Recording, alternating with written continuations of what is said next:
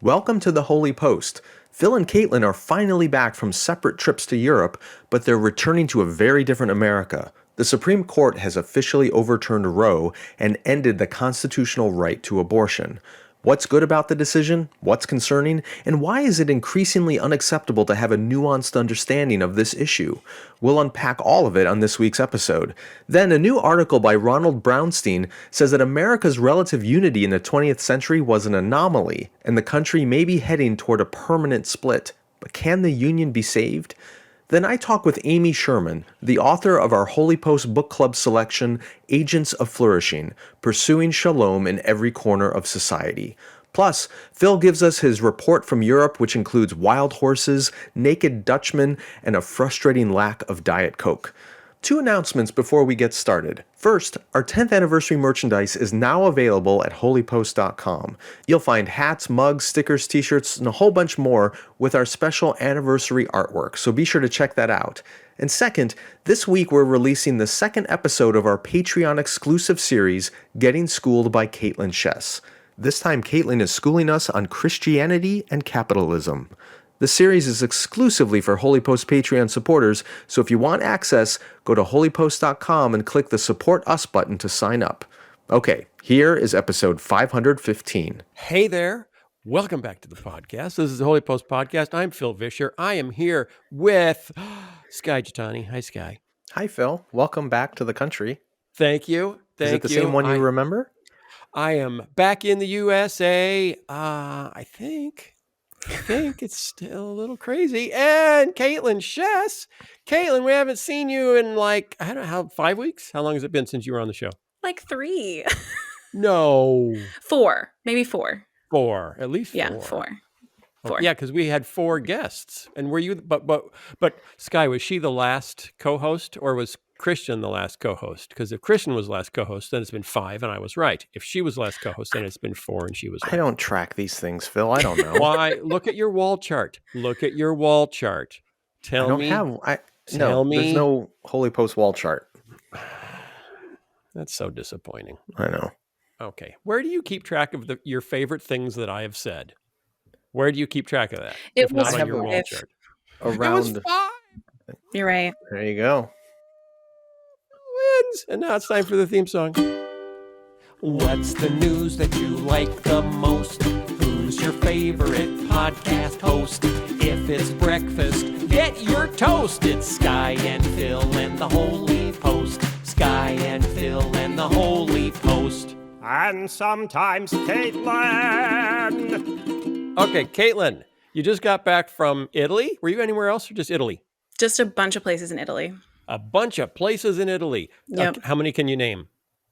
Venice, Florence, Vicenza, Ravenna, Milan, Orvieto, Rome. At least all of those. That sounds just delicious. It was even amazing. The names of Italian towns sound delicious. What was your favorite? Of the towns? Yeah. Probably, okay. I think it's a tie between Orvieto, which not as many people have been to, and is a really beautiful, delightful town that has a gorgeous cathedral. And Milan, which we only spent a day at, but I discovered that the cathedral in Milan, Augustine was baptized in the area underneath the cathedral in Milan. And that was the wildest, most wonderful thing that I experienced. So Milan gets points for that. Okay. That is fun. Yeah. That is fun. Tell us again what you were doing there. What was the point? I was taking a class on medieval art and spirituality. And so my focus was on the harrowing of hell, which is a real thing we believe, but evangelicals don't talk about, which we do a lot. And there are all of these really beautiful depictions in art of Jesus descending to the dead and kind of pulling Old Testament saints out of hell that we got to see. Is that why we sing Hark the Harrow? No. Angels? No. That's Harold. No. Hey, don't mess with me. You don't know that I'm not right. You think you know, but you don't know. Highlight of the trip. What was the highlight of the trip? Oh, did you write your book? Is your book done? No, it's not done. I didn't write it. The highlight of the trip was a tie between seeing where Augustine was baptized and getting a good 3-week break from writing, so I could come back and be excited about it instead of tired. Okay. So this was a break from writing. This wasn't a writing retreat. No. Oh, we did. We literally walked like 10 miles a day and saw a bajillion things an hour, and so no writing. Who's this we? Did you fall in love with a man in Italy, and then you were on the back of his Vespa going all over the countryside? Multiple people were rooting for me to meet an Italian pop star, and it didn't happen. Yeah, with a Vespa? And so with a Vespa, okay. I was with a trip. I was with a class. So. Oh, okay. You traveled with people to go there. Yes. Okay. Were you allowed to leave the group, or it was like buddy system? You had to hold hands all the time when you were walking around. We were all adults. We could leave the group, but we did so many things that we didn't really leave the group. Did you make some lifelong friends? I think so. Yeah. I have so many questions. I have so many questions for you. Yes? It just so happened to all be women, which made it even more fun because we all got happened. It just so happened. How did that just happen? No. Listen. This was a class at Dallas, which is overwhelmingly men in my program. Okay, so even more suspicious. I was very frequently the only woman in my theology classes. So this was just more women wanted to go to Italy and learn about art, and that was great. Oh, yeah, it's not very manly, I guess. Is Italy manly? Skye, is Italy considered manly by... Have you never heard of The Godfather, the Mafia, Mussolini, by Baptists? Ferrari, Lamborghini? Yes. Wow. Yeah, until that last... Okay. Yeah, by violence. Which parts of this country are more violent? Can we see those parts? Skye told me about them. Okay, that sounds delightful. So you had fun. You didn't get sick. You didn't get COVID. No, I took a lot of tests, and I took a bunch of them because I was a little paranoid at some moments, but I did not get COVID. So and you had a good time. I had a great time. Well, that's fantastic. Okay, we're glad to have you back. So I also took a trip to Europe, which may have resembled a little more Clark Griswold's trip, European Vacation. It's never mind. National Lampoon's Vacation. You know those movies? Mm-hmm. Yeah, of course I do. Yeah, I know you know those movies. I'm looking at Kaitlyn. No. Kaitlyn, no. Sorry. Godfather. Have you heard of The Godfather? Yeah. Star Wars. You know Star Wars? Yeah. Okay. Now you're this is different. Okay. This isn't one of those. This was Chevy Chase being a dad and going on wild vacations that go horribly. This did not go horribly, but it got complicated. I went on, in case you don't know, a river cruise, a Viking river cruise, the classy cruises, which all Americans know about because they sponsored Downton Abbey. So every episode of Downton Abbey on PBS started out with, take yourself away on a river cruise with Viking river cruises. And they show you pictures of castles in Germany, which is always kind of ironic because you've got a British voice promoting a Norwegian company about a German cruise. Well, it's pan-European. Yeah. I think it's because, Norwegian is a little hard to follow sometimes, and the Germans always sound like they're mad. Like, take the cruise, bitte, us on a boat.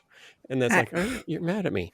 Why are you mad at me? It's a very aggressive language. I was actually reading, like, how do you pronounce things in German? And the first instruction was, tighten up your mouth really tight. Really? That's how it starts?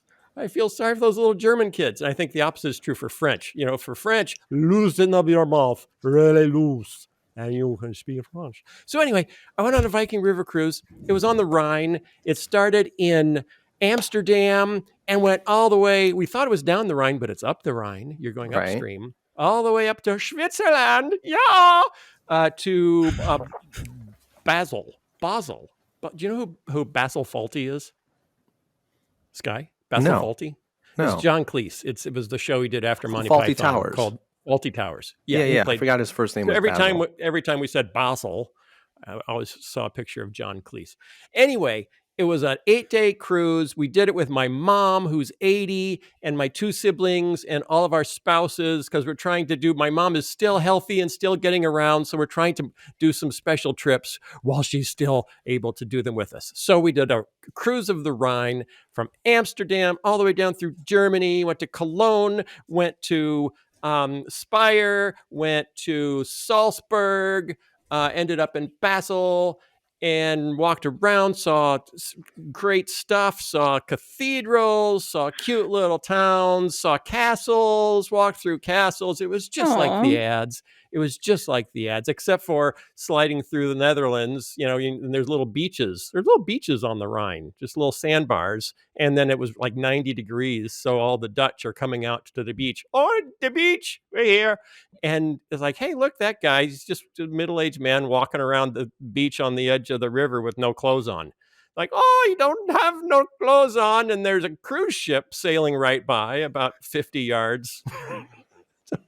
They also have wild horses in the Netherlands. Did you know that? Wow. That was so much information. Wild horses in the Netherlands. I don't know why the man was walking around with no clothes on. You're describing the cover of a romance novel with like wild horses and naked men.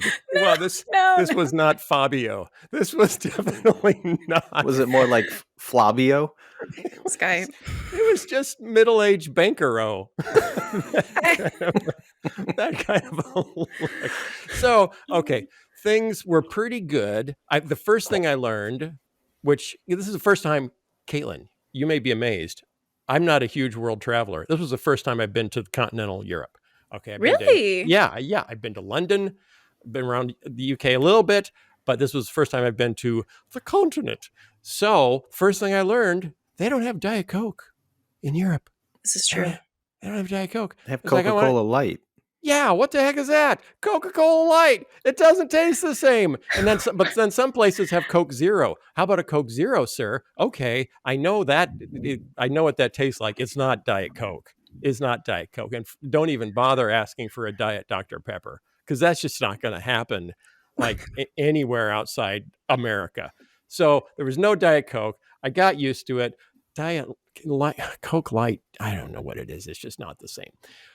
It was fun, but as we went, half of my traveling party got COVID over the course of the journey. First, my brother went down, tested positive about halfway through the trip. The next day, my sister went down. The next day, my mother went down. And the last day, my wife went down with COVID. I never got it, or I got it first. And by the time we got tests, I had already gotten rid of it and I was patient zero. I don't know, one or the other. So it kind of turned into an episode of Survivor on the Rhine, where it was like, who will still be upright when we get to Basel? Sounds like an Agatha Christie novel. Yeah, it was. It was like an Agatha Christie novel. It was fun. We saw stuff. We did stuff. We walked around stuff. We took pictures of stuff. Cathedrals. Cologne Cathedral, biggest Gothic cathedral in the world. Yeah, I've been there. Spire Cathedral, biggest Romanesque cathedral I believe, or maybe not. I don't know. Anyway, it's a really famous. It's an imperial cathedral. There are 4 Holy Roman emperors buried in Spire Cathedral. 4.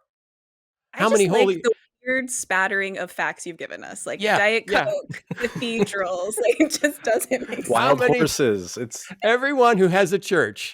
Just ask the question right now: how many Holy Roman emperors are buried in your church? Anyone? No. No. See, that's special. That's how you know it's special. Phil, it is interesting, and Kaitlyn, you can attest to this too, given all the places you saw in Italy. Like, you go to Europe for a little while, and you come back to America, and it makes our entire country feel like a strip mall. Yeah, it really does. Like, it was just built yesterday, and it's new throwaway. and right, and not well built. Not well built yesterday. Not shiny either. New. So after I think Spire, it's starting to get hilly as you're starting to head towards the Alps, and there's probably a 40-mile stretch on the Rhine, and you're in this boat, and you don't get sick because there's no waves, it doesn't rock. It's just you're just sliding through Germany. It's like Germany has been greased, and you're on a cookie sheet. You're sliding through Germany, and there's like this 40-mile stretch where every corner you go around, there's a postcard picture perfect little town, and on the hill above it a castle, and then you go and then one big church, little house, and because you're in the river and you're about 100 yards away from everything looks like it's in miniature. So I finally came to view Germany as a giant Playmobil set. It's like it's the ultimate Playmobil play set, and you got all these little houses, and you set them up, and there's trains going by. There's a train on either side of the Rhine going up and down the Rhine, going into tunnels, and the tunnels in the hills. Some, as you get south, some of the tunnels are camouflaged to look like churches or castles.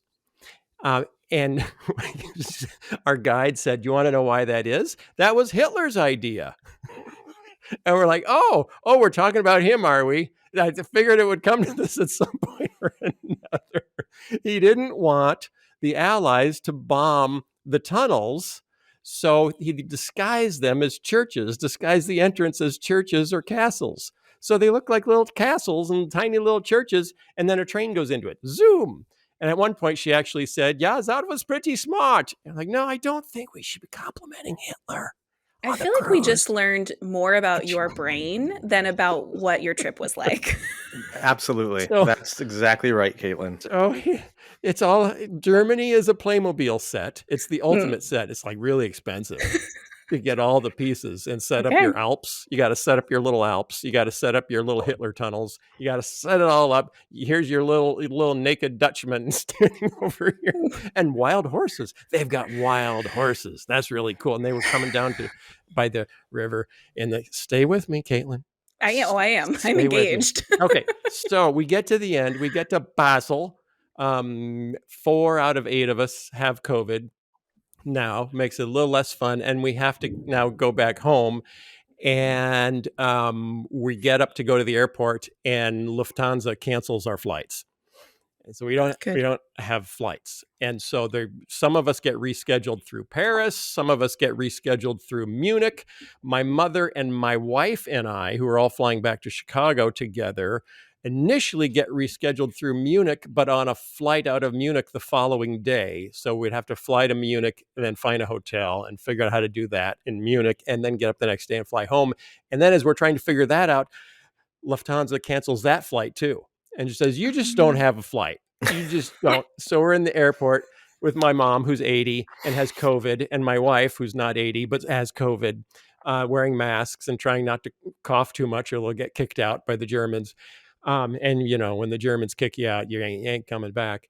And we're talking to a guy who says, you know, there are no flights available in Basel. Oh, we were in Switzerland at this point. Guy says there are no flights available in Basel, but if you can get to Zurich, I can get you a nonstop to Chicago tomorrow. So if you get to Zurich tomorrow, you can have nonstop. And so he's like, book it. And he's trying to book it. And he says, oh, wait a minute. No, it's the day after that. So if you can get to Zurich and spend 2 nights in Zurich, then you can fly home the next morning. And how far is Zurich from Basel? It is by train about an hour. Because Switzerland is the size of, Wisconsin, maybe not even. It's 15 million people. It's not that big. So it's got, 3 big cities. And the trains are just... Switzerland's one of my all-time favorite places. Trains. Do you know what else Switzerland is that we discovered after we... So here's what I had to do. I had to get my 80-year-old mother, who has COVID, my wife, who has COVID, all of their luggage into a bus to go to the center of Basel to find the train station, to figure out how the trains work, to get from Basel to Zurich, loading all the luggage with just all the commuters, the 5 p.m. commuters on full buses and trains, trying to get my mother, you're okay? Everybody okay? Everybody upright? Okay, are we on the right train? And then, of course, everything is in German. And the thing you learn about German is they've never met a word that was too long.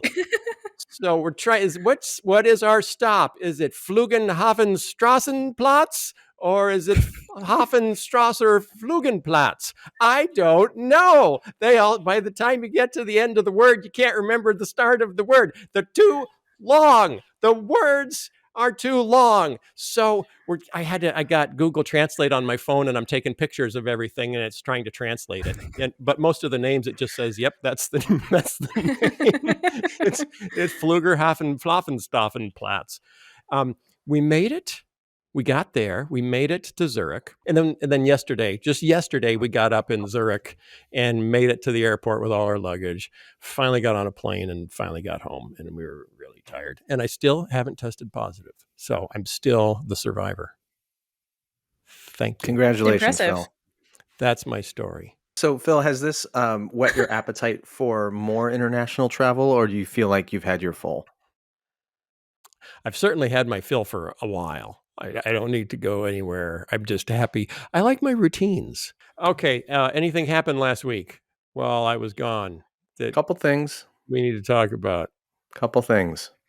So Twitter started buzzing Friday about the Roe announcement coming down, and within just a couple hours, I'm lying in a bed somewhere, I don't know, sliding through Germany, and I'm looking on Twitter, and someone says, "Oh, you'll notice Phil Vischer hasn't said anything about it. Not surprising."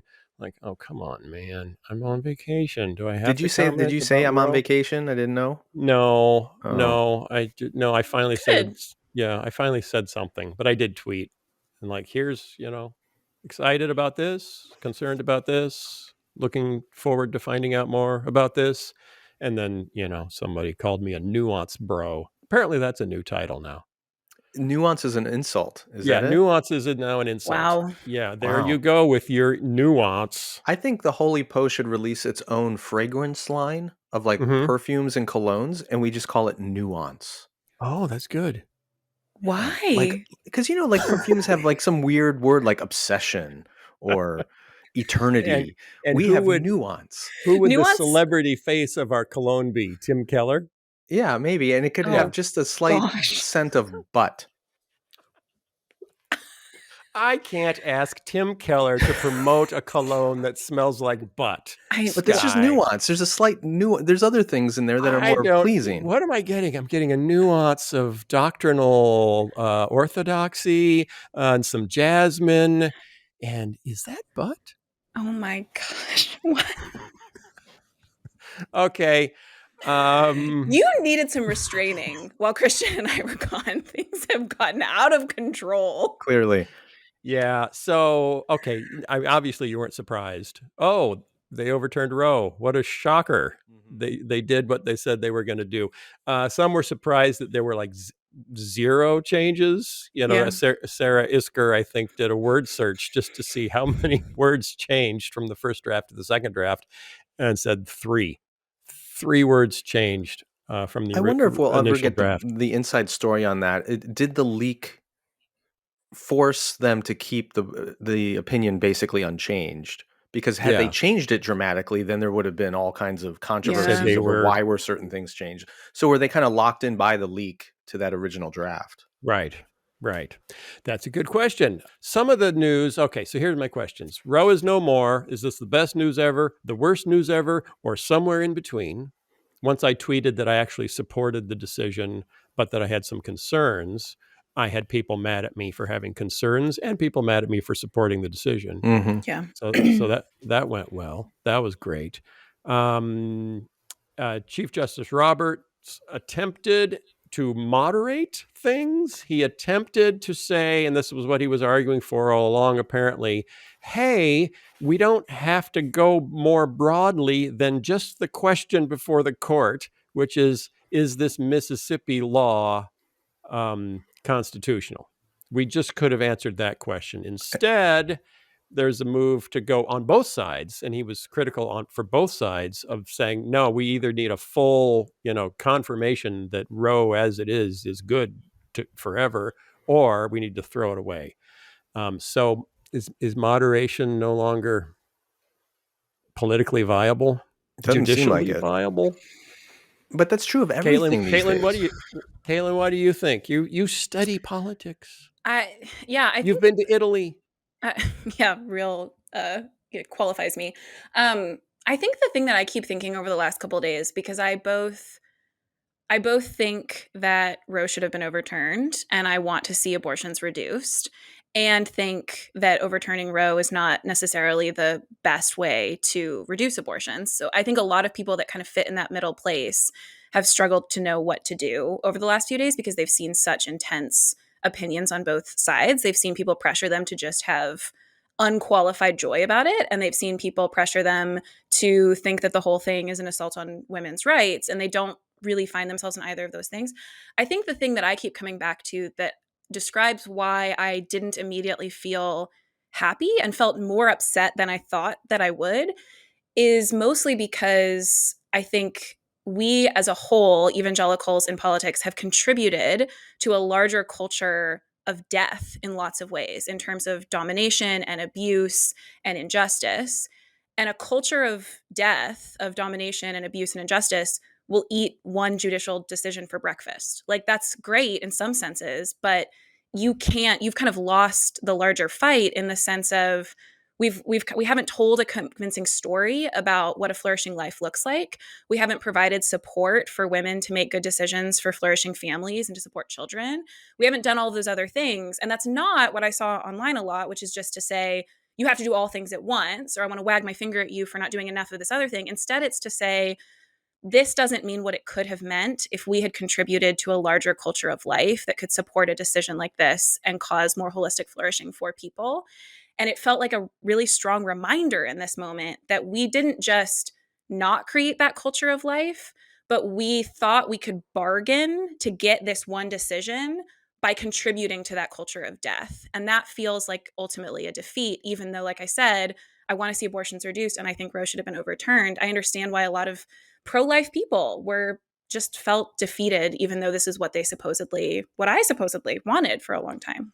And for those that are saying, wait, what do you mean bargained? What did we bargain? Can you illuminate that a little more? The most obvious one is just that we thought that we could give full-throated support to a president, Donald Trump, who in his life and his actions and many of his political works was advocating for or creating or contributing to a culture of domination and injustice. So when you say it's fine to have the leader of our country have abused women in so many ways and have not been pro-life in a holistic way, including seeking actual abortions for women, you've lost a larger sense of what we're fighting for, and it just seems like a naked attempt at power. And what I've been frustrated with is that while I feel that great grief over what has happened politically with evangelicals, I also feel the grief of people who were the hands and feet at crisis pregnancy centers and wanted to see this because they genuinely cared for vulnerable women and children. And they hate that this moment of victory isn't being treated like a victory. And I can understand why they feel that way. And I grieve with them that this can't feel like the victory that it could have felt like because of people abusing their power, because of our political idolatry, because of our failure to advocate for vulnerable people and instead to often shove them aside. Skye. I agree entirely, obviously. Phil, in one of the recent episodes you talked about, some article mentioned the Machiavellian ethics that have kind of taken over a lot of the world and the church in particular. And I think I also support the overturning of Roe. I've said it many times. It's a bad law, and getting rid of it creates space for more reasonable laws all across the board. Now, we'll see if that happens, but it was a barrier that needed to be removed. So in that sense, I'm on board with this decision. What grieves me is for the last 7 years, ever since Donald Trump emerged on the scene politically, the justification for supporting him has always been an ends justify the means argument. It's a Machiavellian, pragmatic, utilitarian kind of message. And I think a lot of people are now gloating that they were right, that the ends justified the means. The ends of overturning Roe justifies everything that was said and done over the last 7 years, no matter how much it contradicted the values of Christ and his church, no matter how much it coarsened our society, no matter how many other people were hurt by terrible rhetoric and policies that came out of Donald Trump and his administration.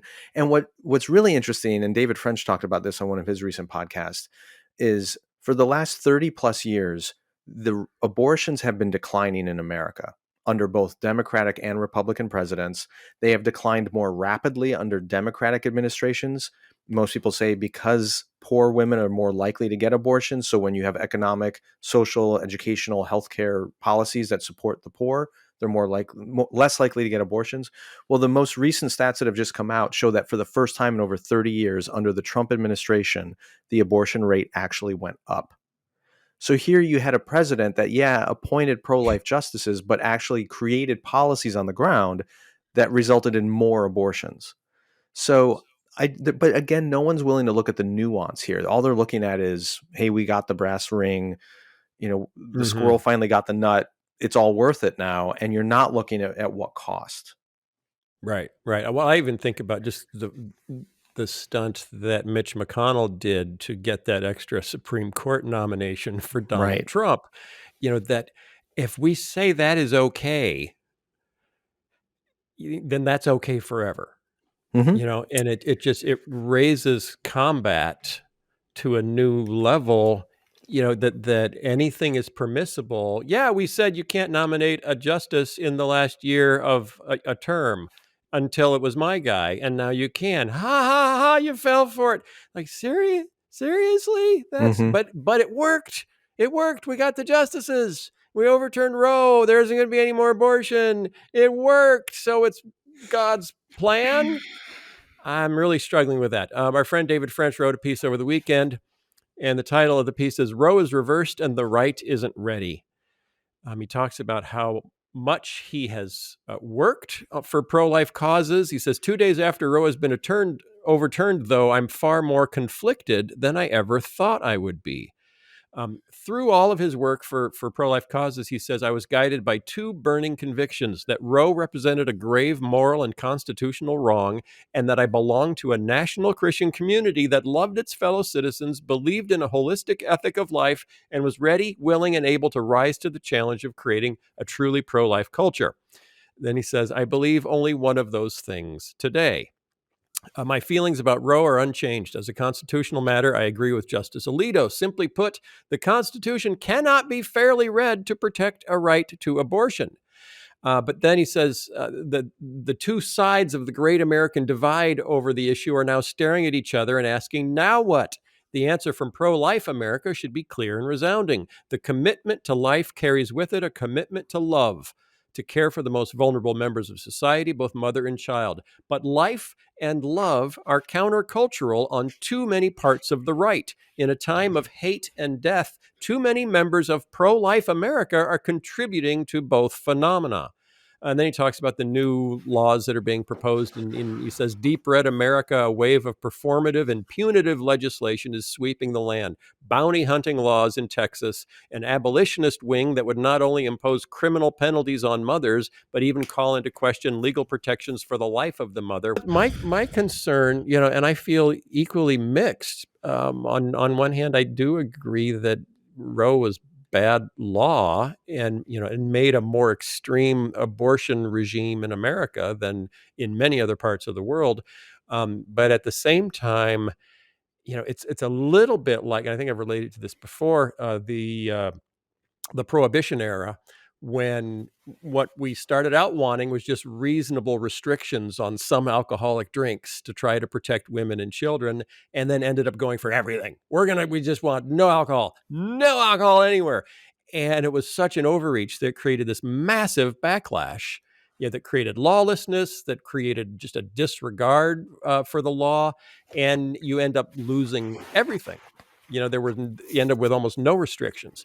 So, Skye, do you think, and Kaitlyn too, do you think this kind of overreach in, let's ban all abortion without exceptions, let's criminalize abortion for women, the drive to do that, especially when it's riding on anti-majoritarian politics, so it's the fact that a series of presidents who got the minority of the popular vote but still won the election, named the Supreme Court justices, and it's the overrepresentation of red states in the Senate, that mean that policies that actually help women can't get through at a national level.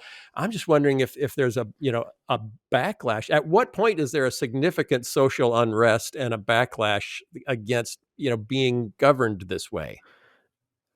Yeah, I agree. I think a lot of people are so focused on the anti-democratic structures that we've inherited, whether it's the Electoral College or the Senate or the Supreme Court. And I understand the concern, but to be fair, those have been in place for 240 years. It isn't like Yeah. this just emerged. I think what people are ignoring, excuse me, my family slamming doors. Mm-hmm. I think what some people are ignoring is the fact that since the mid 20th century, we've had an over reluctance on the Supreme Court determining our laws and our rights.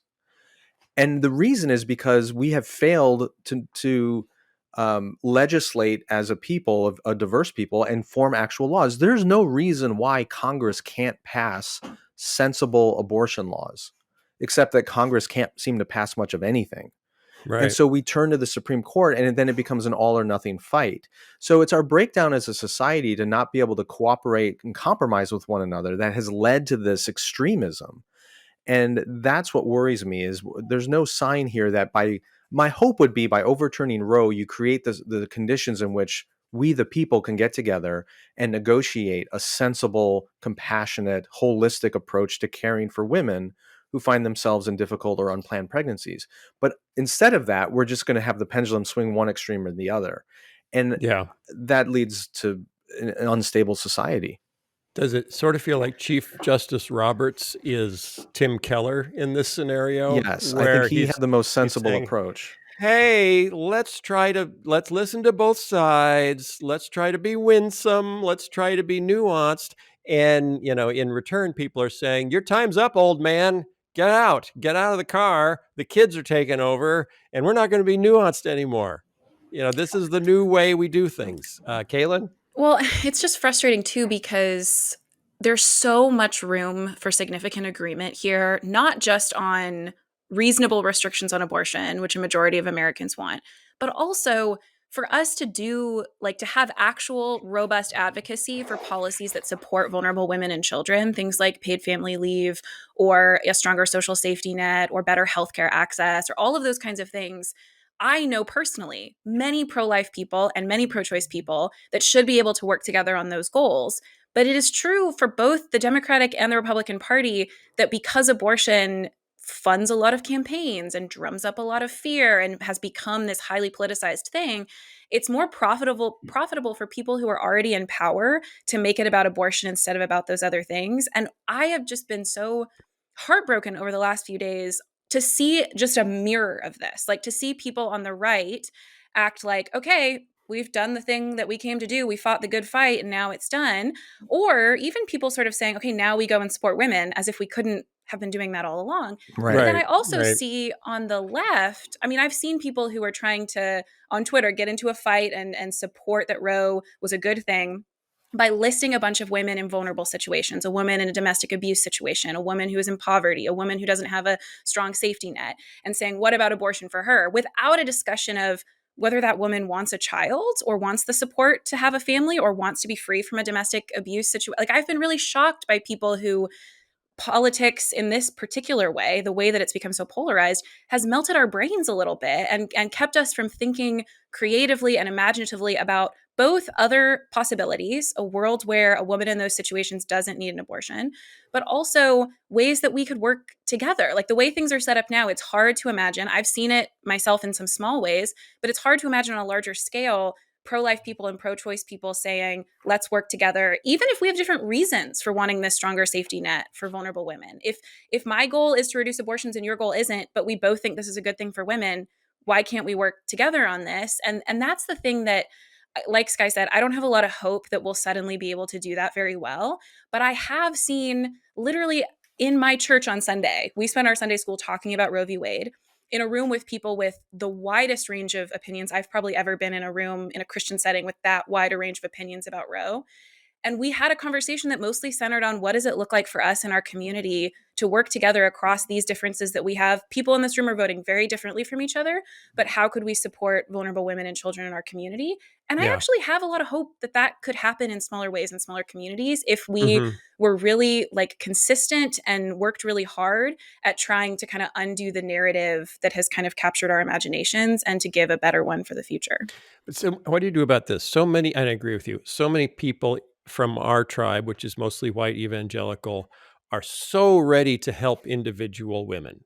They're so ready to support, to do a drive for a pregnancy center, to reach out to someone who's in trouble. If someone is in your church needs help, they're there. Yeah, they're just there. They're helpers.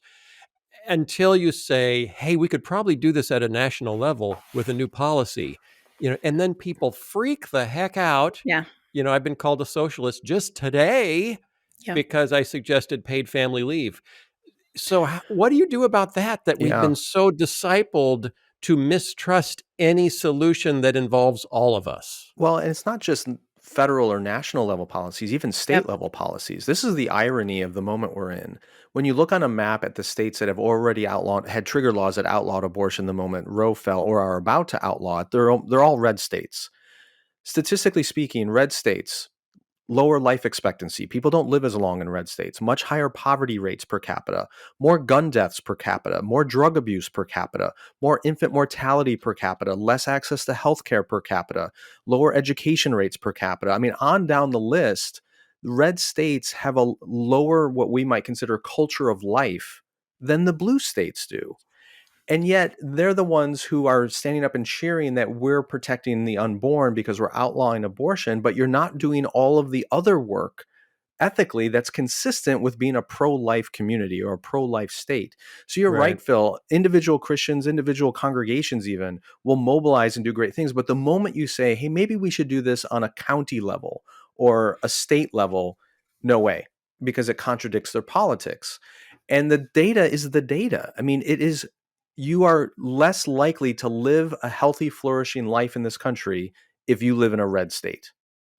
Unless you're unborn, in which case now your life is protected in a red state. And that should be celebrated and championed. But there's no ethical consistency in the blue states either, where they do have all these social safety nets. People live longer or tend to be healthier, but they're advocating, no limits on abortion. So we don't have a consistent ethic anywhere. But to pretend that it's the red states are somehow more Christian in their ethics just doesn't work. Doesn't back it up with the statistics. And I just think I think one of the good things about that impulse, where people will say, I want to help in my church or I want to help individually. One of the good things that kind of the other side of the political spectrum can often really trip up on is a real desire to say, I want to know what someone's needs are. I want to know who they are as a person. I want to know their history. I want to be involved in a more holistic way than just signing a check or just, paying my taxes. And I think if we were to think more strategically and more faithfully at local church levels to go, I'm not going to just come in and be like, here, let's fix all these political problems. I have had so many pastors ask me to come to their church and fix the issues. If instead we said, on a person-to-person level, in Bible studies, in small groups, yes, sometimes in sermons carefully, sometimes in a larger group, but often just in a relational way, we drew on the good desire that someone has.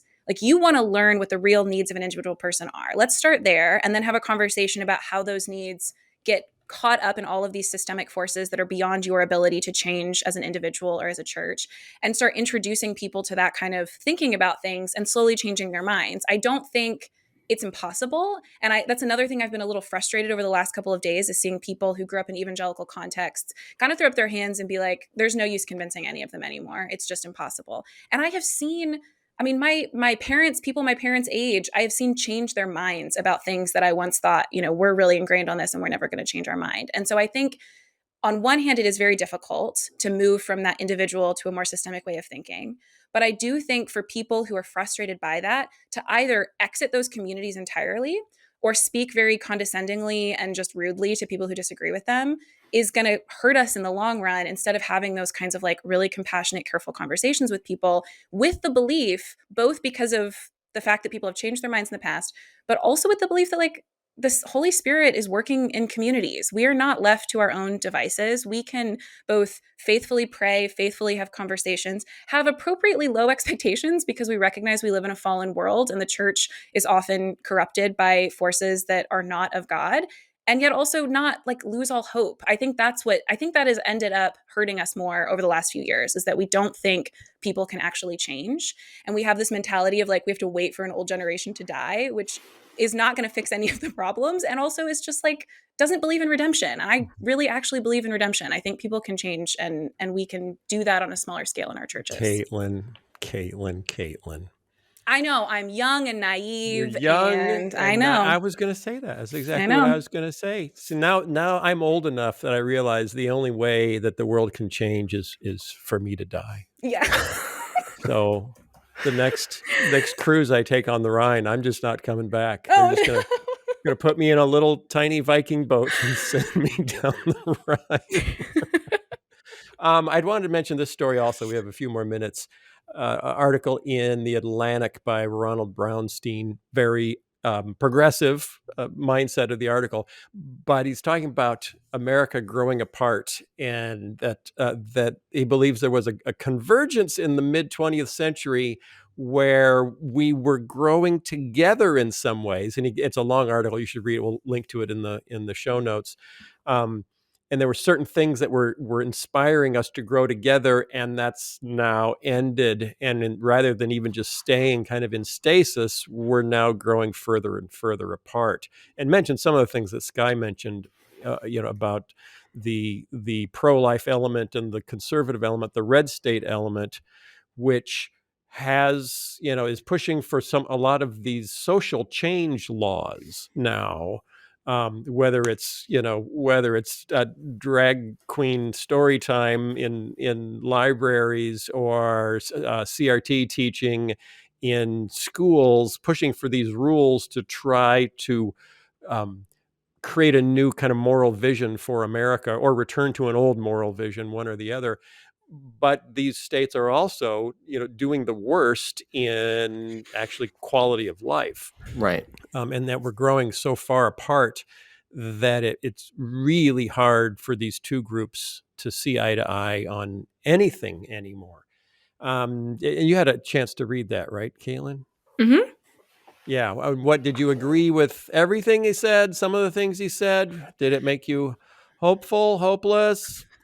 I don't know how anyone could read that and be like hopeful. I feel really good about things in the world. Yay! We're never going to make it better. It did really, though. It literally, like I said, it reminded me of going to church on Sunday. I go to a church that has a total range of political opinions and people coming from different parts of the country and having different kind of whole histories of their lives being very different. And I do think it's possible for us in smaller ways to start, as especially those of us who have learned that this is a reality, that we are pretty siloed by our geography, by our social media feeds, by all of that kind of stuff, to start in small ways to build better community across difference. And the whole time I was reading that article, I was also a little worried that someone who is in a more progressive area, which I am, I'm in a really progressive city in North Carolina, can read that sort of stuff and not take seriously that the people in other areas, in predominantly red areas, have like desires for their family and dreams for their future that they have reconciled to this way of thinking about the world, and have reasons that I might really disagree with, but have actual reasons for the way they think. I think that's one thing that makes the dynamic that he's describing even worse, is that we don't just think we all have different histories and we have different kind of geographic contexts and we have different beliefs, but the other side just hasn't seen the light yet. And so if I just show them the light, then they'll figure it out. And I really think if we are really staunchly committed to taking seriously that other people have good reasons, even if we disagree with them, we could bridge some divides in contexts that are mixed in a way that having a really hard sense of other people just haven't seen the light makes it harder to do. Right. Skye? I think there's a significant history lesson that we need to grapple with here. When you go back to 1780s in the Constitutional Convention, the founders and the writers of the framers of the Constitution made a strategic decision that uniting the colonies as one country was worth compromising with slavery. That's why you got the 3/5 compromise. That's why you got the Senate and the House of Representatives. It's why you got the Electoral College. All of that they were all compromises in order to make one country instead of two. And a lot of people look at that going, that was a huge mistake, because it eventually leads to the Civil War, because they were irreconcilable. So then we get to the Civil War, and obviously the Union survives, slavery ends, but in order to try to rebuild the country as one unified place, you get Reconstruction, but it starts falling apart. And again, a compromise is made that said, all right, if we're going to remain one country, we basically let the South do their Jim Crow segregation thing, and we're just going to kick the can down the road until you get to the mid 20th century with the Civil Rights Movement, and we're trying to do it again. And the question we have to ask ourselves is, do you believe in compromising enough to maintain this union? Right. Or do we need to correct the original error of the founders and just acknowledge that we've never been one country? we are two countries, and let's stop pretending that we're one, and we're not going to compromise anymore. And eventually, within our lifetimes, maybe not yours, Phil, but within our lifetimes, this is going to cease to be one United States of America, and it's going to be two countries. I envision the only way to prevent that at this point is with very bold and very significant political reform on the part of the Republicans and the Democrats to change their party structures and the way they select candidates and the way we do primary elections and a few other things that we don't have time to get into. But if that doesn't happen, if there is no willingness to compromise, we will not remain a union. And I'm not saying you compromise on something like slavery. Obviously, that was wrong. But there are other things we can and should compromise on if we want to remain a united country. I'm seeing more and more evidence that that's not in the political cards as they have been dealt. My problem is I don't necessarily feel at home in either of those two countries. So, where the heck do I live? And I've got family that would go with one and family that would go with the other. So I would like to keep it together, people. Mom, Dad, can't we just get along? Kaitlyn, what do I need to do to help?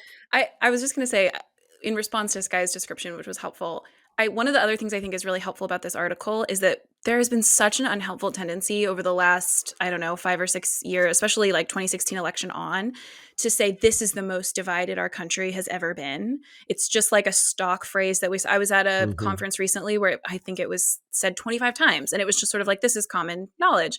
And the whole time I was sitting there thinking, like, one, there's a significant portion of this group of people that you're talking to who are my age, who've never really known whatever imaginary world you're talking about, where we supposedly all held hands and sang Kumbaya. But two, most of us, because we, as a younger generation are really caring about justice and systemic justice and are thinking a lot about race and gender in our country, we know that that's not true. Like, there are people I have heard who were alive during the civil rights movement say, this is the most divided we've ever been. What they really mean is white people are more divided than they've ever been. And I think it's important in that article for us to gain a sense of things have kind of always been this way. As Skye said, there's always this uneasy compromise between different parts of the country, but also a sense of those lines have shifted. There are differences in how they've come about, especially because of social media. You're not so constrained geographically. And that's part of what people tend to be feeling, is that their white church in a white neighborhood in America used to all believe the same things, and now those lines have shifted and they don't all believe the same things. And I think it's important for us to have that historical perspective to, one, say, actually, you fighting on Facebook is not the same as the segregated world that your grandparents grew up in, where there was like violence at a lunch counter. Like, those are different things, and it's important for us to call those different things.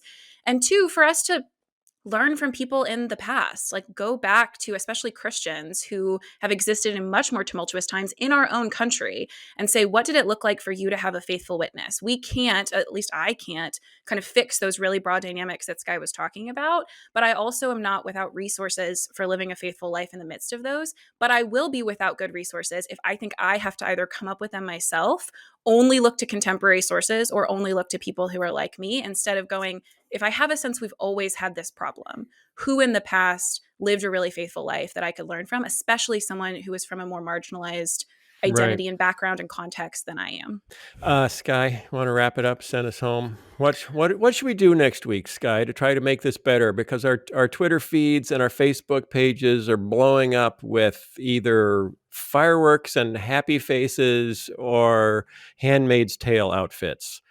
How do we bring people together? One is just to repeat something that Kaitlyn's already said and done, which is have conversations with people who are believers who may think a little differently than you, and practice that reconciling unity that the church needs to be demonstrating. But then secondly, step up your involvement, your giving, your contribution to ministries, organizations, programs that are going to actually help cultivate a culture of life. Obviously, that as that relates to women who are pregnant, poverty, education, wherever it is that you feel God is calling you or equipping you to help develop that in your area, do that. And rather than making this an existential fight in the media over laws and federal policies and the courts, make it an action step that you yourself are going to take to participate in cultivating what God's kingdom looks like here. And so that way, when you get into conversations or even possibly arguments with people about this issue, the easy thing to say is, you know what, regardless of where you are on this, here's what I'm doing.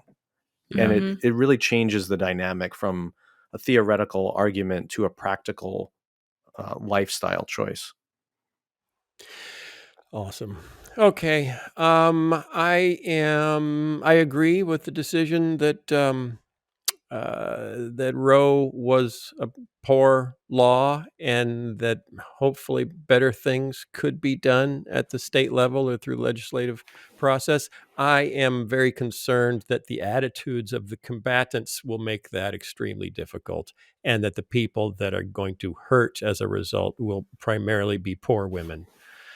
So I'm not jumping up and down because of that reality. Well, and here, one last thing, going back to John Roberts, if his opinion had been the majority opinion, which essentially was affirming the Mississippi law, which would have made abortion after 15 weeks illegal, or at least extremely rare, pending the life of the mother, that would have become the national policy, which actually probably would have reduced abortions more than outlawing Roe altogether, because now you have a system where, for example, in Arkansas or Missouri, you'll have no abortion, but in California, New York, Illinois, the most populous states, you're going to have unrestricted abortion completely. So this is a case where, you know, a more moderate approach may have actually been more effective nationwide at changing the whole culture of abortion in America. Instead, now we have two extreme cultures instead of one that's moving incrementally toward a better outcome. Yes, and red and blue America get further apart. Right. Oh, that's so encouraging. Okay, thanks, Skye. I really appreciate that. Thanks for being on the show, Kaitlyn. Don't go off to Italy again. We can't just see you once every 5 weeks, okay? I won't, unfortunately. Okay, that's so, and it's so much easier to convince people when you're just as sweet as Kaitlyn Chess. So that's why she's going to start giving classes entitled "You Too Can Be as Sweet as Kaitlyn Chess." Not a chance in the world. That would help me. I'm also going to, we need to be willing to take flack from our own side. And I'm never quite sure which side is my own side. So I just take flack from both sides. And I don't like that. I don't like it, but I have to be okay with it, because I'm trying to stand for something that goes beyond sides. And hopefully you are too. Thanks for listening. Thanks for your support on Patreon. We've got a great guest coming up, and we will talk to you guys next week. Bye. One of our animating values here at the Holy Post is the belief that God cares about everything he has made. And through Christ, he's in the process of redeeming all things, as Paul says repeatedly in places like 1 Corinthians 15 and Colossians 1. That means, as Christ's people, we're not called to escape from the world, but to engage it as his representatives and seek the well-being of everyone, including those we may disagree with, and especially those who are hurting and vulnerable. That's why we chose Amy Sherman's new book for our Holy Post book club this quarter. It's called Agents of Flourishing: Pursuing Shalom in Every Corner of Society. If you're a Patreon supporter, you should have already gotten either your digital or softcover copy of Amy's book, and hopefully you're enjoying it as much as I am. I spoke to Amy Sherman earlier this week about the book and its themes. We dug into some of the theology and sociology behind it, and what it means for Christians to positively influence society from the bottom up, rather than having to dominate it from the top down. Amy Sherman directs the Sagamore Institute Center on Faith and Communities, and her previous book, which I also highly recommend, is Kingdom Calling: Vocational Stewardship for the Common Good. Here's my conversation with Amy Sherman. Well, Amy Sherman, welcome to the Holy Post. Well, thank you so much for having me. It's been years. Back in the day, we did stuff together when I was at CT, and you wrote that wonderful book, Kingdom Callings, and I was so encouraged to see that there's kind of a follow-up on the same themes, but far more sort of built out in its applications. And so we're doing the book Agents of Flourishing as our Holy Post book selection for this quarter. The subtitle, Pursuing Shalom in Every Corner of Society. Congratulations on the new book. I'm really grateful that you had a follow-up. Well, thank you very much. Let's begin with where you begin in the book, which is Jeremiah 29:7. It's a verse that a lot of people are familiar with. It gets thrown around a lot. I've spoken at conferences where this is brought up all the time. It speaks, or it gets applied to the idea that America is like ancient Israel, a people in exile. We Christians are a people in exile. And sometimes it's presented as a coping strategy. So we can survive in this Babylon of our culture if we just operate the way Jeremiah called us to in his writings. How do you understand Jeremiah 29:7, and why do you begin your whole book with that framing? Yeah, I think I see Jeremiah 29:7 as sort of a tip of an iceberg. And you might call the iceberg, the biblical theology of missional ecclesiology. In other words, um, what does the Bible say about who we are and why we're here and what it is we're supposed to be doing? Um, and there in Jeremiah, you have this, unique situation of a letter sharing God's instructions to these Israelites who've been, forcibly taken into exile in pagan Babylon. And the instructions are feel strange, I'm sure, to them to be prepared to hang around, settle down, plant a garden. And then at the heart of it, the Lord telling them, I want you to seek the peace and prosperity of the Babylonians. I want you to seek the peace and prosperity of this place where I've sent you into exile. And in its shalom, you will find your own. And on the one hand, I'm sure that sounded so weird. Like these are our enemies, and why would we seek to bring blessing to our enemies? But if you step back, it's like, oh no, actually, that doesn't sound a whole lot different in some ways from this theme that runs all through Scripture. So way back in Genesis, we are called to the cultural mandate and to participate in bringing flourishing, into the world. In Genesis 12, Abraham's call is to be a blessing bringer to others, to be a light to the Gentiles. Exodus, you've got the people having been rescued from slavery, and God says, "I want you to be this kingdom of priests, to take up again this identity and this vocation of being shalom bringers." And of course, that theme, runs throughout the scriptures, and Jesus picks it up and saying that his people, the people who follow him, ought to be salt and light in the world. And the most important thing is to love God and love your neighbor. So Jeremiah 29 is really just the tip of a whole iceberg of theology about what it means to reflect the image of God in the world, and to take on this task of sacrificially loving others, including the pagans.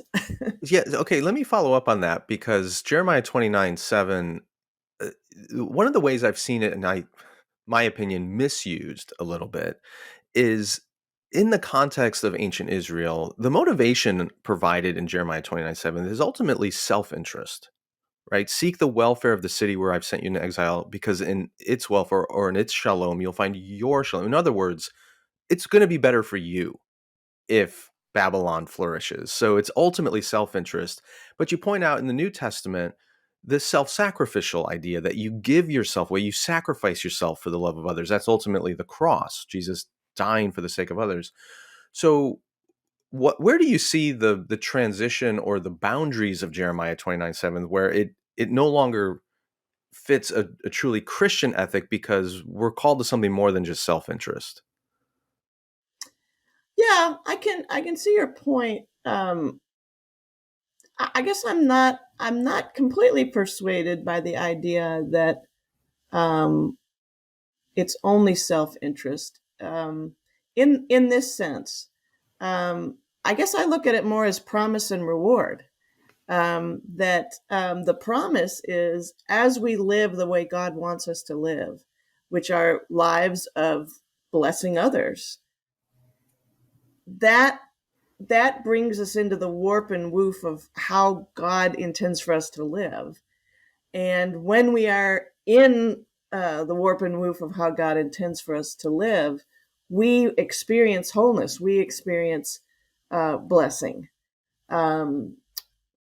So yes, are they doing it so that they will be blessed?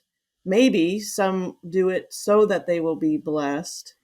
But maybe another way of reading that is, this is just the way God wants people to live. And when we live for the flourishing of others, we actually find our own flourishing within that, because that's the structure of how God made the world. Yeah. Right? I appreciate your iceberg, tip of the iceberg kind of idea where you have to read Jeremiah 29 in the whole context from Genesis through Revelation of this shalom and this calling and in the words of Jesus. I think it's when we just isolate this little verse, and I've seen this abused that way, that we get off track a little bit. But yeah, you're absolutely right. The whole tone of the scriptures are around this idea, and we got to take it all together. Okay, another related thing it's a theme throughout your book and throughout the scriptures is you regularly refer to us as priests, that we are called to be priests. That language isn't super common in kind of low church Christianity and evangelicalism. It's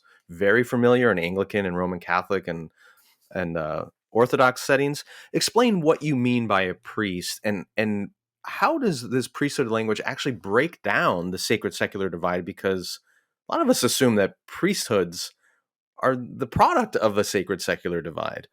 Yeah. Well, I'm going to rephrase your question a little bit, just because the language I'm using is very specific, and it's royal priests. Royal priests, okay. Royal priests. And the idea there is this notion of a kingdom of priests. God calls that's part of our identity, is a kingdom of priests. So there's this priestly role and a kingly role that are tied up together. But I think that again, all throughout Scripture, we start with the bookends.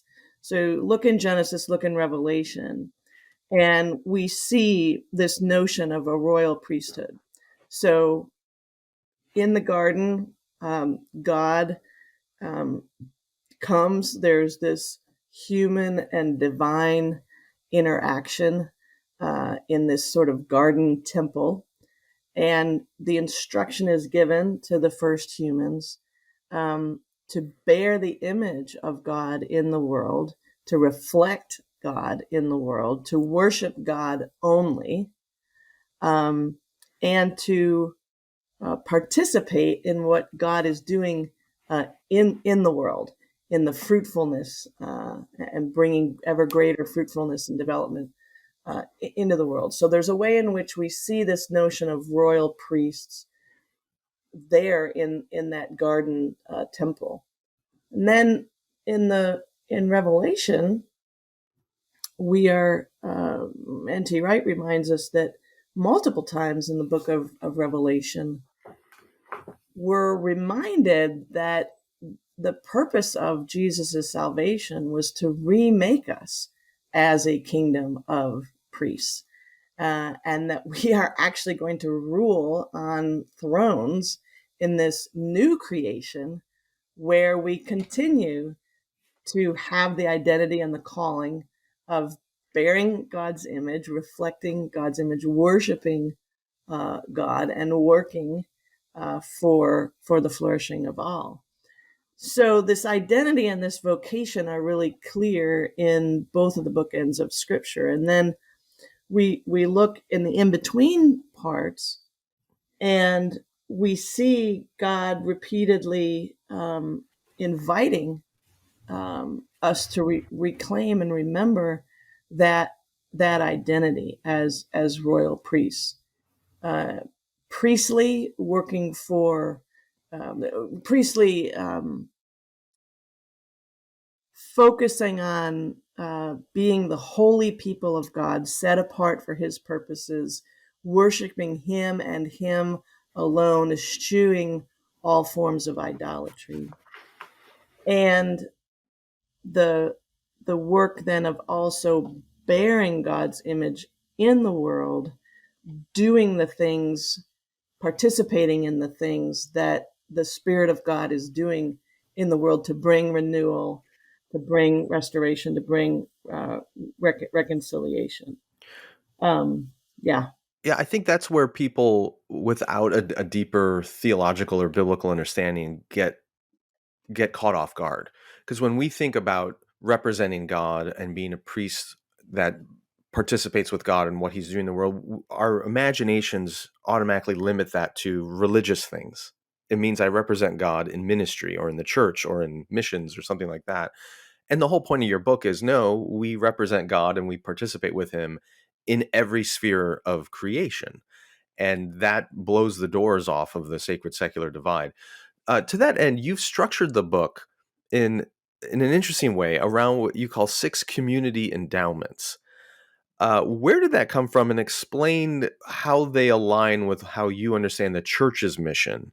So, some really great folks at a group called the Thriving Cities Group, Dr. Josh Yates in particular, have articulated this framework that they call the human ecology framework. And it essentially tries to answer the question, how do you get a thriving city? How do you get a thriving community? And the way that they answer that question is to say, well, communities are composed of these 6 different arenas or domains of societal life. And each of those domains needs to be healthy and robust and strong in order to have a flourishing community. And these 6 domains are interrelated and they support one another. They're sort of synergistic. And they can be healthy and really thriving, and they also can be declining and experiencing decay and corruption, which is why they use the phrase endowment. So these 6 endowments of the framework are the good, the true, the beautiful, the just and well ordered, the prosperous, and the sustainable.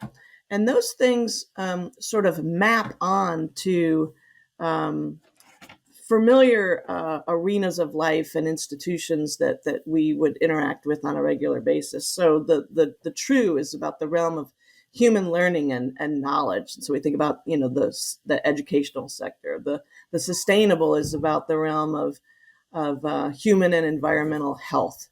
The good is about the realm of social mores and social ethics. The prosperous is about economic life. And the beautiful is the realm of the artistic and the world of aesthetics.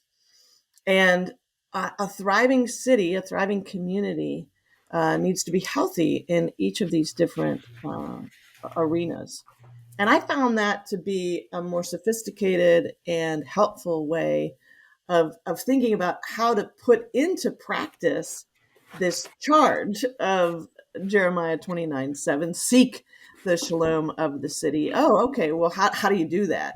Well, one way of thinking about how to do that is to say, oh, well, there's these different arenas of life, and different people are working in those different spheres. How can we pursue strategies that bring strength in each of those 6 arenas? So before we start diving into some of because the rest of the book kind of breaks down each of those 6 and talks, you have wonderful stories of Christians and churches and ministries partnering in their cities to do wonderful things in each of those areas. Before we get into that, though, let's talk about an issue of definition.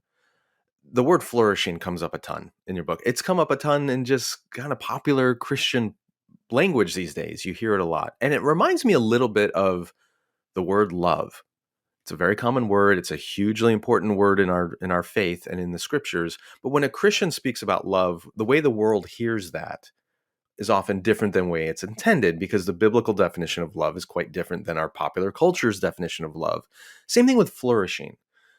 flourishing is being thrown around as a word a lot. The popular culture, the secular culture hears that and interprets it one way, but the Bible may mean something very different. So how do you understand what Scripture means by human flourishing? And where is there overlap or disconnect with the way American popular culture may define it? Yeah, great question, and really important, because there is a difference. Um, so I think that Scripture paints a vision of shalom or flourishing that's very relational, and it begins foundationally with the relationship with God. So we are made for God. We are made to live with God, to enjoy God, to receive life and grace from God. So, at the heart of the biblical understanding of human flourishing is this relationship as beloved of God.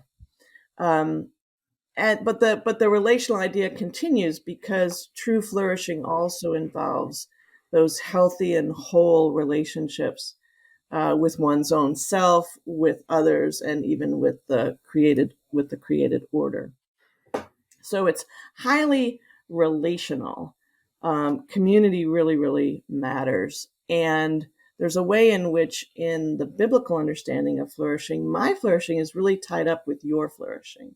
That there's this way in which, if you're not flourishing, then that actually diminishes to some extent my own flourishing. I actually am my brother's keeper. And these various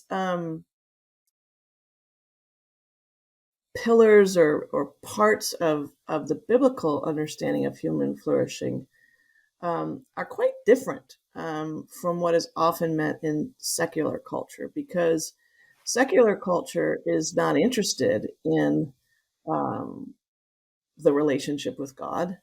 Whatever it doesn't care about God, or wants to just create God in its own image.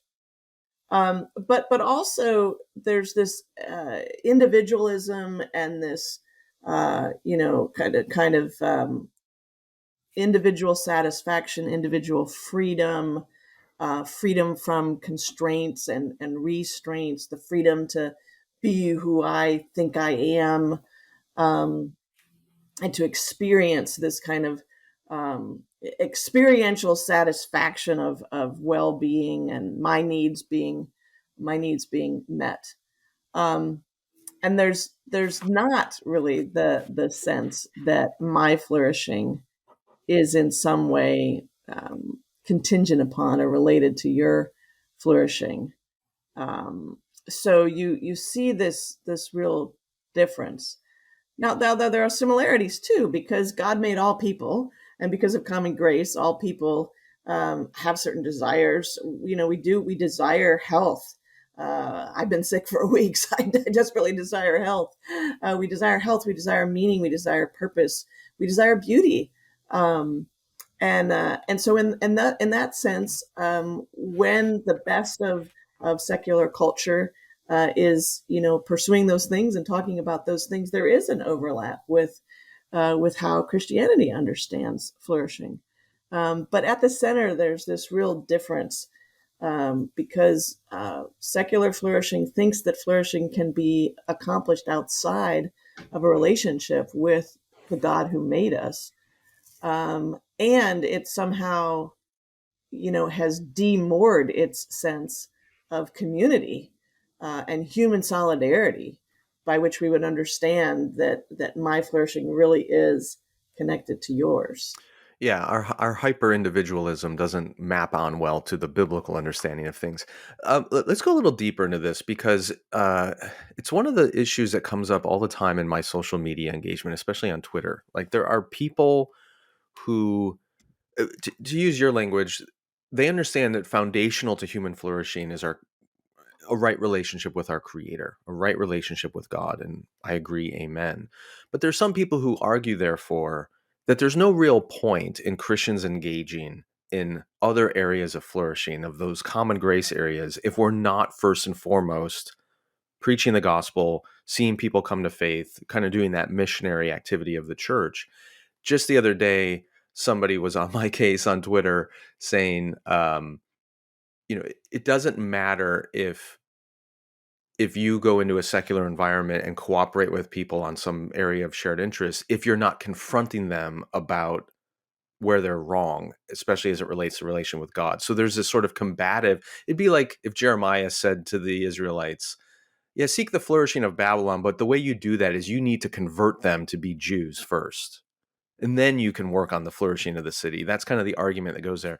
So how does that strike you in this call to engage in all these areas of society and seek flourishing, while at the same time we do believe that this relationship with God is foundational?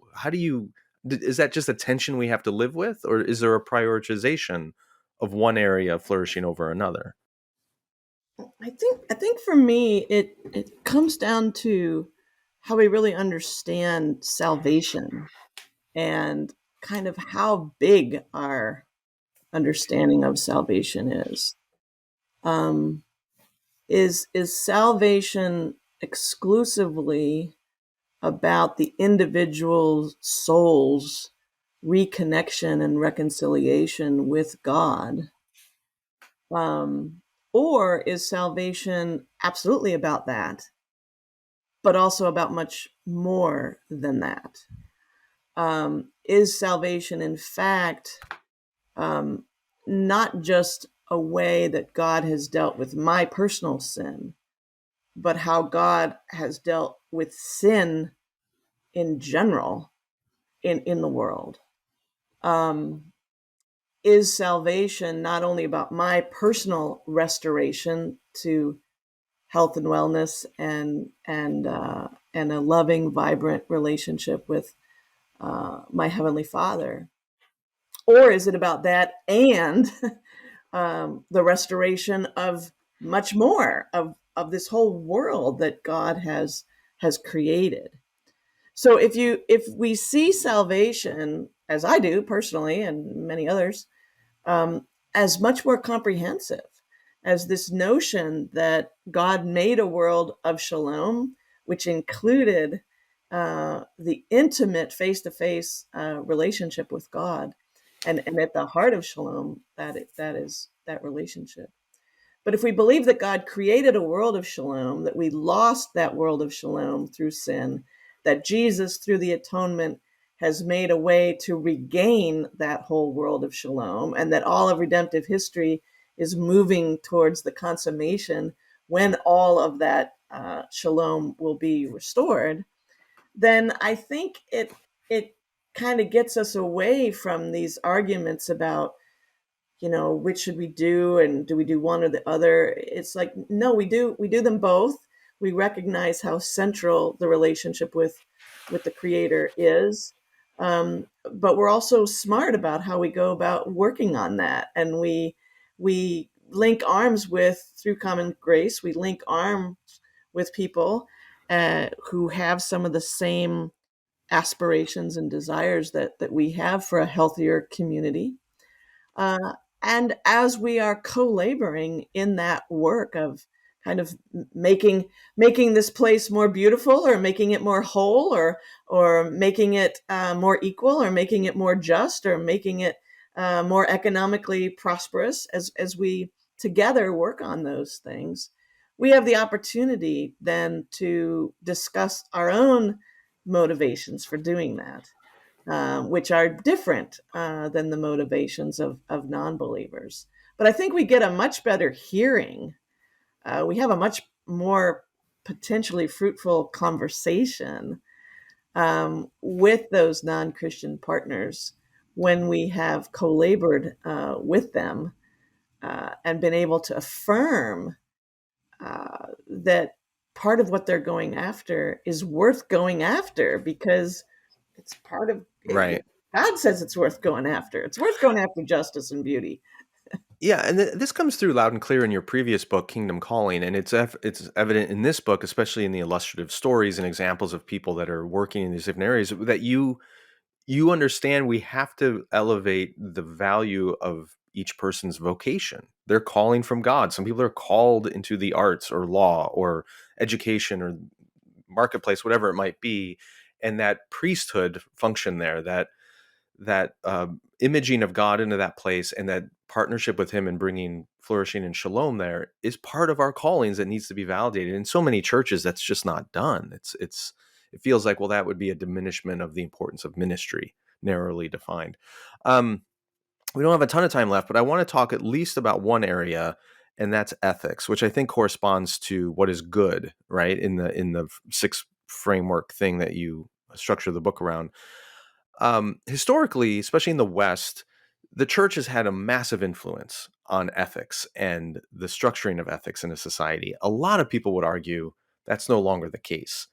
You and I are talking 3 days after the Supreme Court's ruling on Roe v. Wade, reversing that ruling from 50 years ago. And there's like this charged conversation in the culture right now about what influence should Christianity, the church, theology have on the ethics of a society, and what should it not have?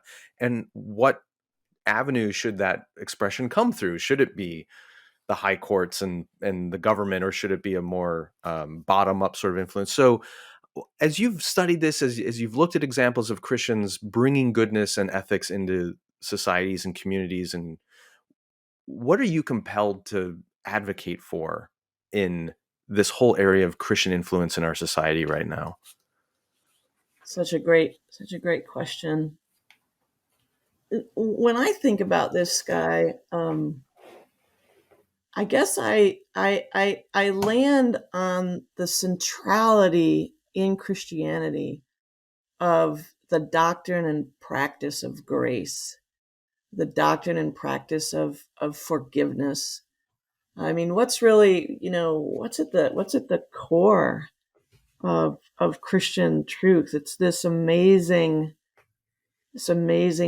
idea of forgiveness, and a forgiveness that somehow is able to combine, grace and truth, able to combine mercy and justice. So at the very heart of Christianity, we are supposed to be people who understand ourselves to be wrongdoers, who have, through no merit of our own, received grace and forgiveness from God, and that the giving and the receiving of that forgiveness has made possible restoration, has made possible a reconciliation to sort of move forward.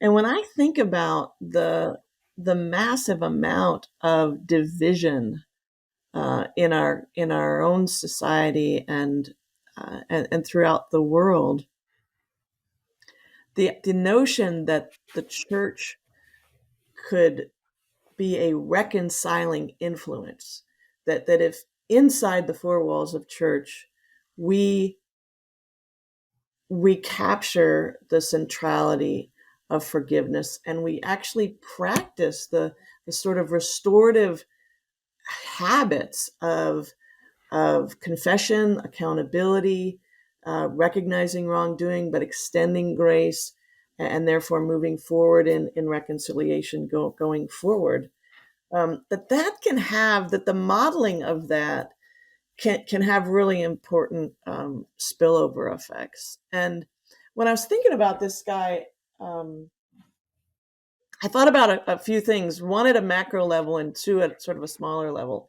At the macro level, I thought think about what Desmond Tutu and others accomplished in South Africa through the Truth and Reconciliation process. Obviously, apartheid was just a horrific, institutionalized discrimination and violence against people based on skin color. And to move away from that society to a post-apartheid society could have been this absolutely massive bloodbath.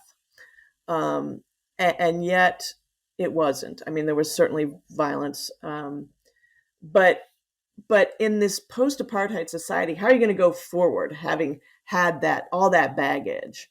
And you have the church, you have Tutu and others, calling the society towards these practices of reconciliation, of restorative justice, taking the harm done seriously, holding people accountable to take responsibility for the harm that they had done, to publicly acknowledge that.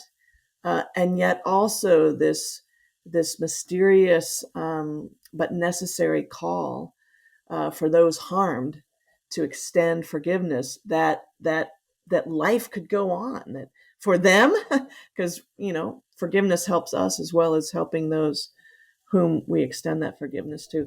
So I just think that is so powerful. And I think about my own wonder.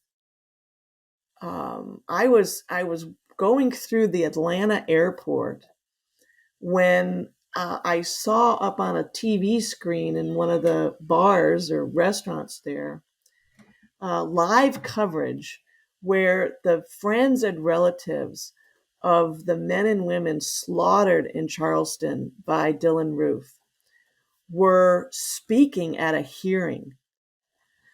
And they, through their racking grief, through their righteous indignation over the horror of the wrong that had been done in the murder of these innocent people, out of their love of Jesus, they were extending forgiveness. And I found myself just standing there, sort of chilled and feeling like I was witnessing a miracle, because I was. And if the church can be a place that models, teaches, practices this hard, impossible, only sort of supernaturally possible work of grace giving and reconciliation, I think there's no more powerful way to have an influence on the broader society, particularly in this time of such grave division as that. Amen. Oh my goodness. Yeah. The call for the people of faith to look like Jesus is the greatest influence we can have. And going back to the Truth and Reconciliation Commission in South Africa, Desmond Tutu's book, I think it's called No Future Without Forgiveness. Mm-hmm. One of the most painful and powerful books I have ever read. Absolutely stunning book. I can't recommend it enough. And I can't recommend your book enough as we come to the end of our time here. Amy Sherman, Agents of Flourishing, Pursuing Shalom in Every Corner of Society. I think just from our conversation, for those who haven't seen or read the book yet, you can probably get a sense of why we picked this for our quarterly book club selection, because you're capturing so many of the themes that we've tried to talk about over the months and years on the Holy Post, and validating our call to engage in this pluralistic society in a way that reflects Jesus, that's not rooted in fear and anger, that is seeking the welfare of those, even the ones we disagree with, and to do it in a bottom-up kind of way, rather than just dominate top-down. And we didn't get into it. We'll have more time in the future, if you're part of the Holy Post Patreon support tiers, to unpack the book and some of more of its detail. But there's so many great and inspiring stories in here of people living out exactly what you're describing. So Amy, thank you so much for coming back. Thank you, even though you've been ill, for sitting through this interview. You did great. And congratulations again on the book. I'm so grateful that this is a resource we now have. Well, thank you. I'm so honored that you would choose it for your book group, and so grateful to have the opportunity to have this conversation with you, Skye. Thanks again, Amy. The Holy Post Podcast is a production of Holy Post Media. Production assistance by Julie Betcher. Editing by Jason Rugg. Help us create more thoughtful Christian media by supporting us at patreon.com/Holy Post. Also, be sure to leave a review on iTunes so more people can discover thoughtful Christian commentary, plus ukulele, and occasional butt news. Visit holypost.com for show notes, news stories, Holy Post merchandise, and much more.